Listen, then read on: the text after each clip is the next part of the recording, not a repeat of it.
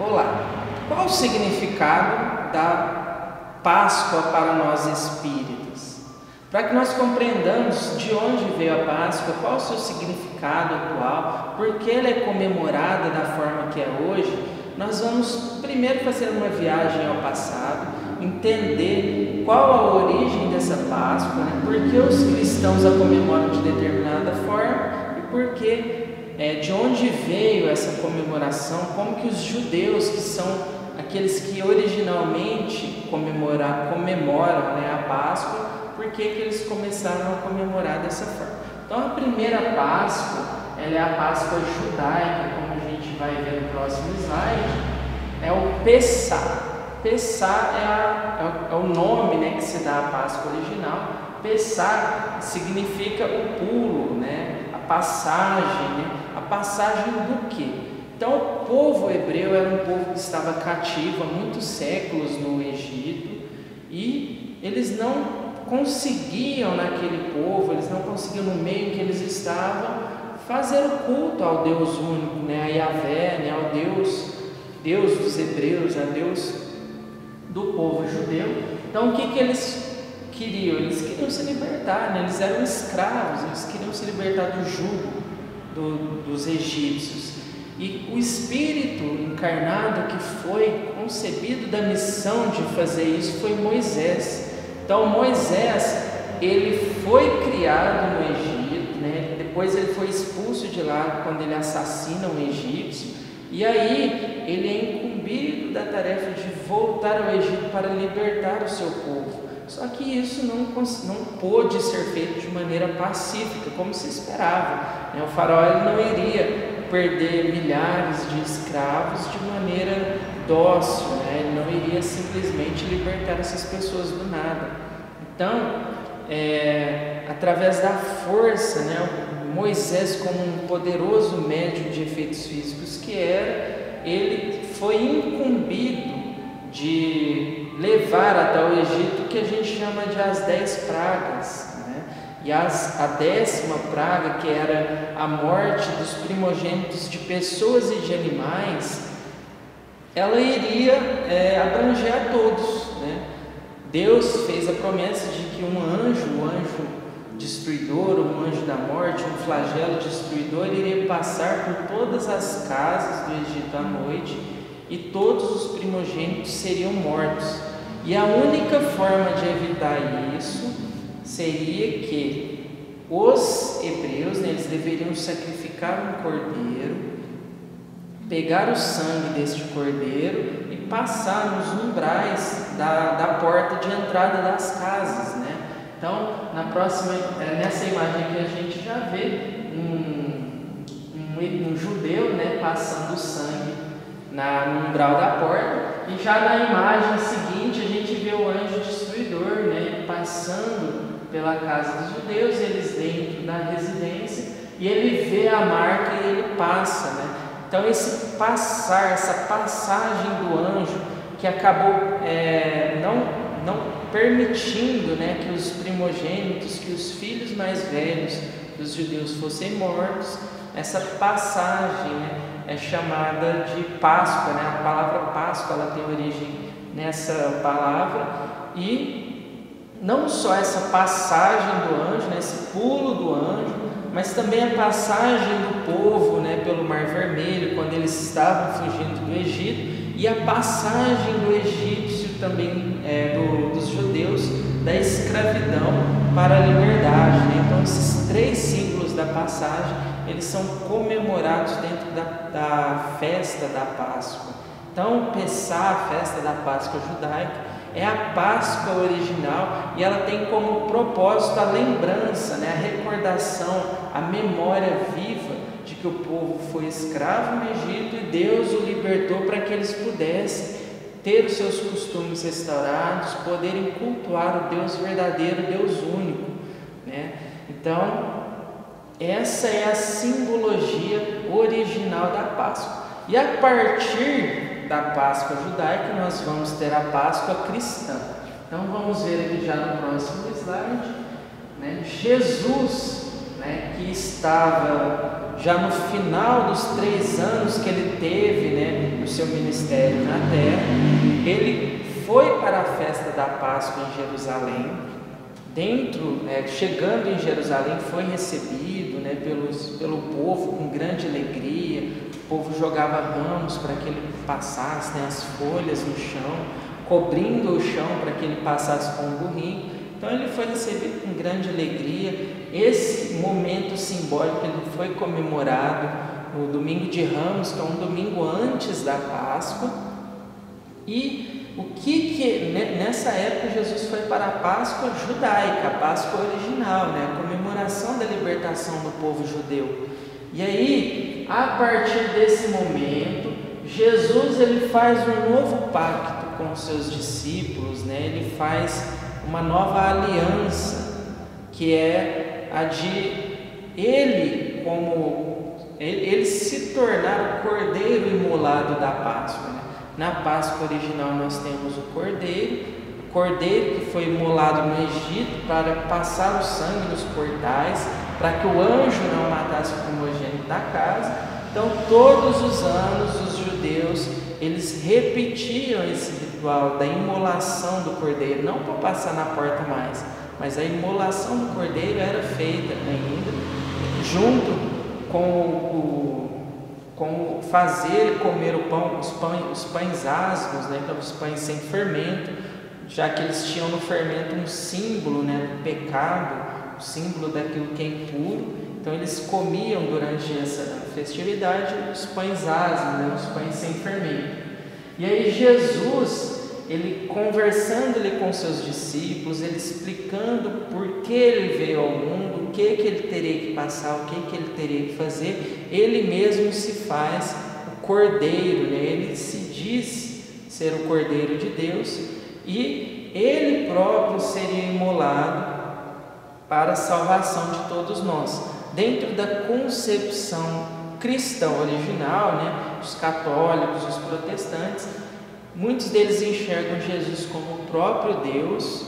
Então Jesus seria a parte física, vamos dizer assim, uma materialização do próprio Deus na terra, que veio para nos salvar do pecado original, que lá no capítulo de Gênesis da Bíblia foi feito por Adão e Eva, né? Desobediência primeira a Deus, que condenou depois toda a humanidade ao pecado. Então Jesus ele veio para nos redimir desse pecado, ele veio para morrer por nós.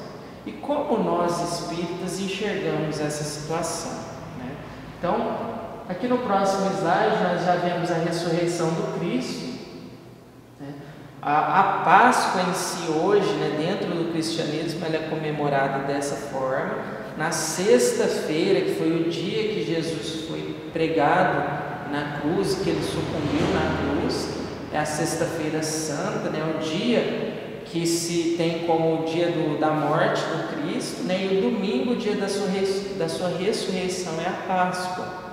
Só que para nós espíritas, né, nós não tratamos dessa simbologia da mesma forma que os outros cristãos, né, ou que os judeus enxergavam, né?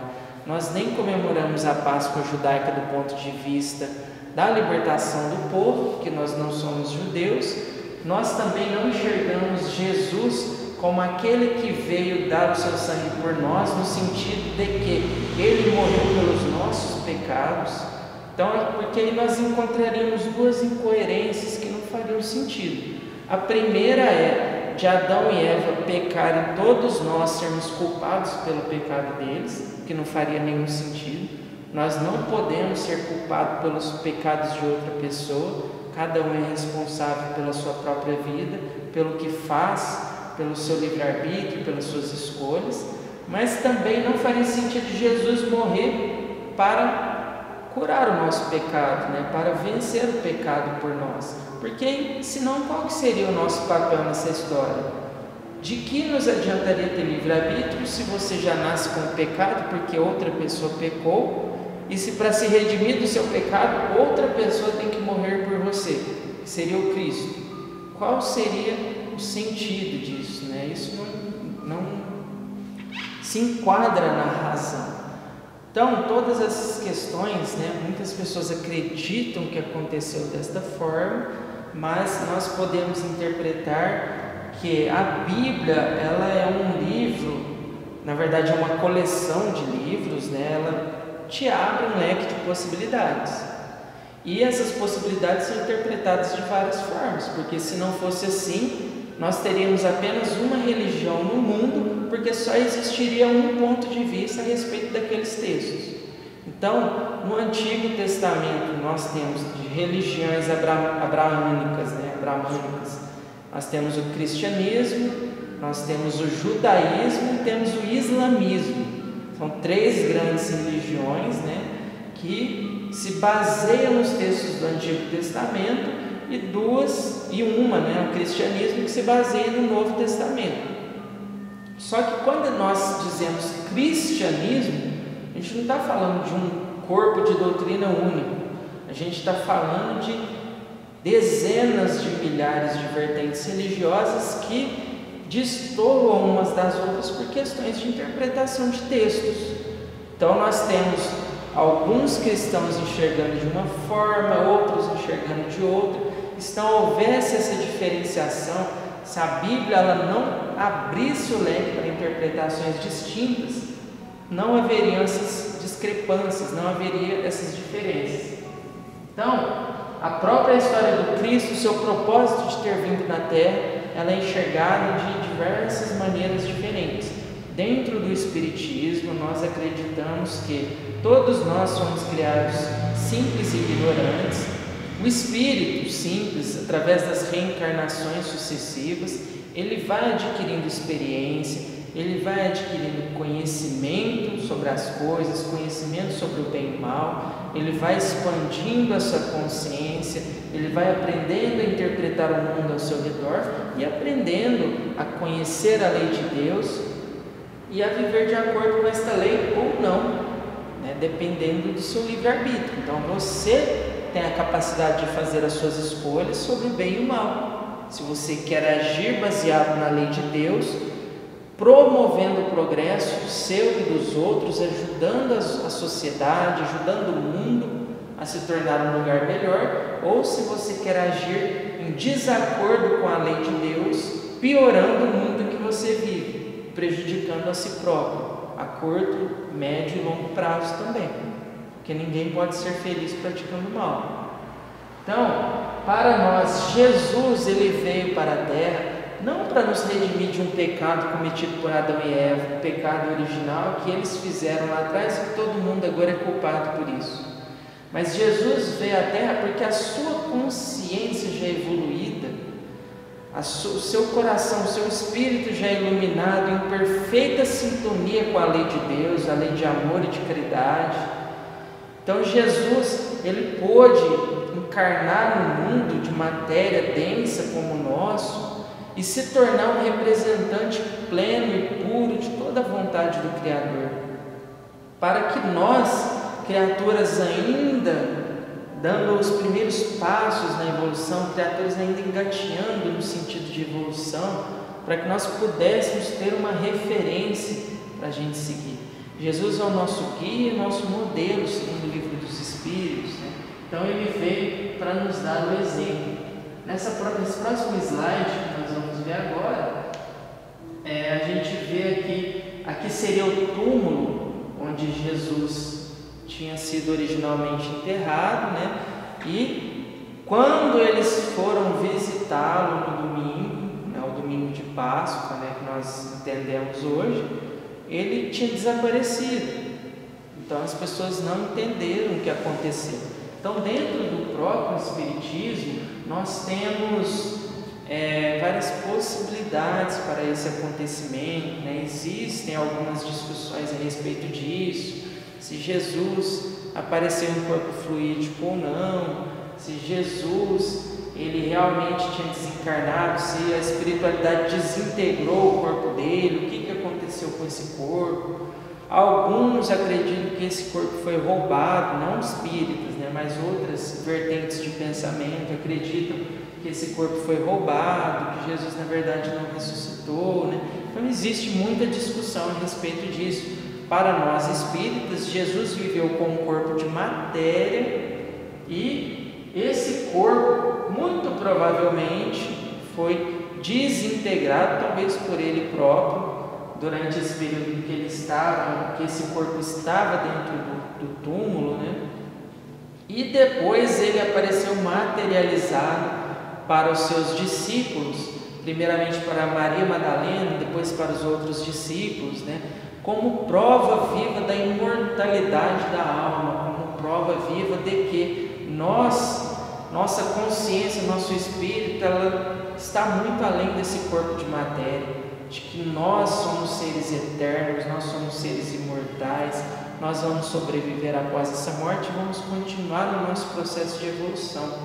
O objetivo de Jesus não era mostrar uma pretensa ressurreição do corpo, ressurreição essa que a nossa ciência já demonstra como sendo impossível. A matéria que forma o seu corpo, ela não desaparece. Os átomos que formam o seu corpo, né? As partículas que formam o seu corpo, assim que o seu corpo se desintegra, elas vão formar outras matérias. Então seria cientificamente impossível que todos os corpos que já foram criados ao longo de milênios de existência humana na Terra, supostamente numa ressurreição física, voltassem a existir, né, com as mesmas características físicas originais.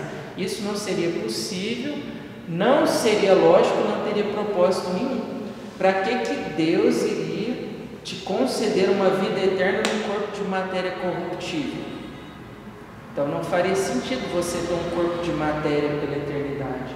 Então é o seu espírito que é imortal, é o seu espírito que sobrevive à morte do corpo, é o seu espírito que continua no processo de evolução, é o seu espírito que vai se iluminar, que vai se purificar. Você vai desencarnar, vai manter suas condições psíquicas atuais, né, seus sentimentos, suas emoções, mas o seu corpo de matéria não vai existir mais, e não vai existir mais pela eternidade, né? Você pode até reencarnar, constituir outros corpos e ter o seu corpo incorruptível, que é o seu corpo espiritual. Então, a mensagem da Páscoa para nós espíritas não é uma mensagem de uma comemoração, de uma libertação do jugo do Egito, não é uma mensagem de Jesus sacrificando a sua vida para pagar os nossos pecados, mas é uma mensagem de Jesus nos dando o exemplo da conduta moral que nós devemos seguir e trazendo personificando perfeitamente a lei de Deus nas suas ações, nas suas palavras, na forma que ele lidava com os outros no dia a dia e através, do fenômeno que ele experienciou após o seu desencarne, nos mostrando a imortalidade da alma, que nós seguimos adiante, que nós não precisamos ter medo da morte, que nós não precisamos ter medo de desaparecer no nada. Nós precisamos sim estar preparados para esse momento, principalmente no quesito moral. Nossa vida vai continuar do lado de lá e nós vamos levar para o mundo espiritual aquilo que nós construímos de bom ou de ruim dentro de nós mesmos. Como anda a nossa moral? Como anda o nosso equilíbrio físico, emocional, mental, espiritual? O que nós estamos fazendo em benefício das outras pessoas? Que marca boa ou ruim nós estamos deixando no mundo? Como eu lido com os meus sentimentos? Como eu enxergo as outras pessoas? Tudo isso é o que eu sou verdadeiramente, tudo isso é o que eu irei levar para o mundo espiritual. Então a mensagem de Jesus é a mensagem do Cristo, é uma mensagem de esperança. Ele veio e nos mostrou que é possível viver em harmonia com as leis de Deus e que esse é o caminho para a nossa felicidade. Todo o universo ele está mergulhado nas leis divinas. Tudo funciona em sintonia com as leis divinas. Apenas os seres humanos, quando eu estou dizendo seres humanos, não estou dizendo necessariamente só os da Terra, mas todos os seres que já desenvolveram uma consciência suficiente para ter livre-arbítrio, liberdade de escolha. Esses seres, os seres que já têm liberdade de escolha por condição evolutiva, são os únicos seres que têm possibilidade de escolher nadar contra a correnteza, ir contra as leis do Criador. Só que pense na força que é o universo inteiro, navegando no rumo, mergulhados nas leis do Criador, e uma criatura minúscula, quase insignificante, chamada de ser humano, tentando nadar na correnteza dessa lei. Então, a única coisa que pode acontecer conosco, quando escolhemos o caminho do mal, escolhemos o caminho da rebeldia, quando escolhemos nos voltar contra as leis divinas, é o sofrimento, é a dor, é a desilusão, é a solidão, é tudo de ruim que nós podemos imaginar, porque nós estamos plantando o negativo, o ruim no mundo. E tudo que é amor já está dentro das leis do Criador. Tudo que é contrário ao amor é desarmonia, é ódio, é violência. E se nós estamos promovendo estas coisas, nós estamos jogando para o universo, jogando para a natureza coisas que vão voltar para nós com um impacto muito maior.